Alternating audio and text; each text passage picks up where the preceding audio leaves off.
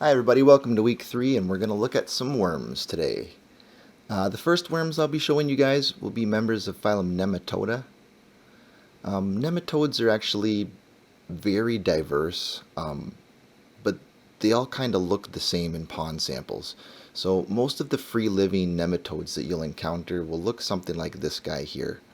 A worm that thrashes kind of side to side, kind of wiggles its way through your gunk and the sediment, and maybe preying on just about anything that's in there, depending on what kind it is.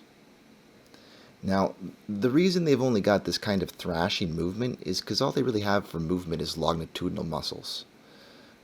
Now, they do have a cuticle that supports that on around the outside of their body, and allows them access to a number of different environments that they wouldn't otherwise have access to, and is actually kind of the key to their success.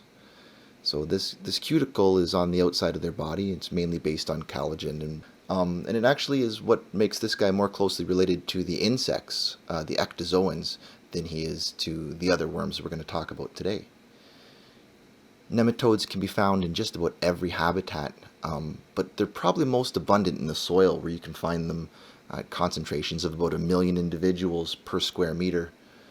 Some of them will be feeding on bacteria, some on plants, some on fungi, and some are even specialists on other nematodes. The next guys we regularly bump into are flatworms, members of phylum platyhelminths. Most often they'll be something like this planarian here.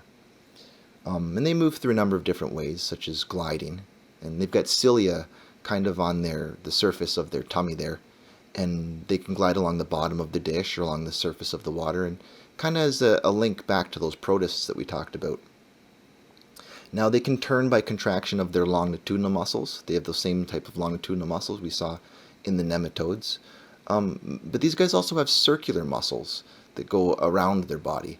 And that kind of allows the flatworms to do this crawling motion that we don't see when we think of the nematodes that we just looked at. So planarians, all kinds of different types of movement. They also have pretty unique regeneration abilities, as well as cephalization. That's what I wanted to show here. So I just fed these guys, and quickly they kind of zipped over to the food to come and eat. And I thought it was a cool example to show some of their regenerative abilities too.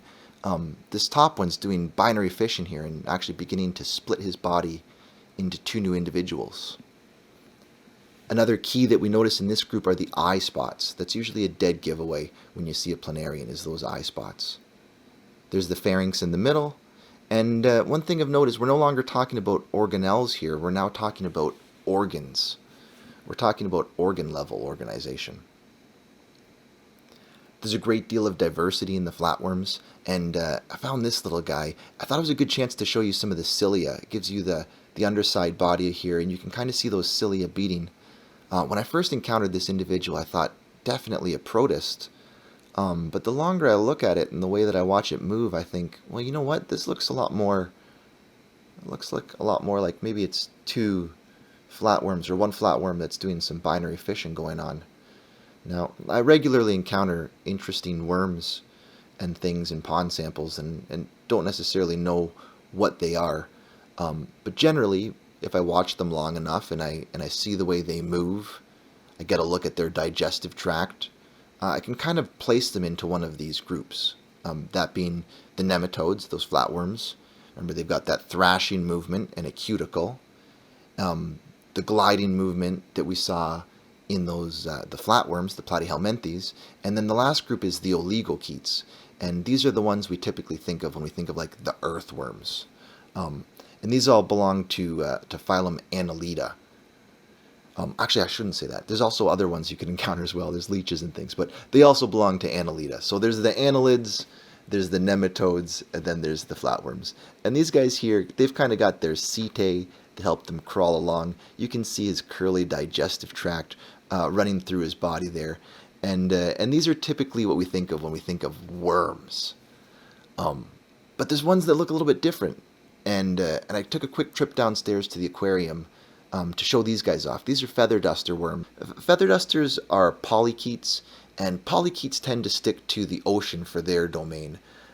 They've got parapodia, or kind of like specialized setae that almost act more like limbs, allowing them to crawl in amongst the debris or kind of almost swim in some cases. But these feather dusters they just kind of hang out in the aquarium and filter feed. I think they're pretty fun to look at, so I thought I'd throw them in there too. And then finally, subclass Hirodinia, the leeches. We oftentimes will encounter leeches in the wild. This is a short clip that I shot for a kid on the street who's terrified of leeches, and I tried to show him that they don't really want to mess with you.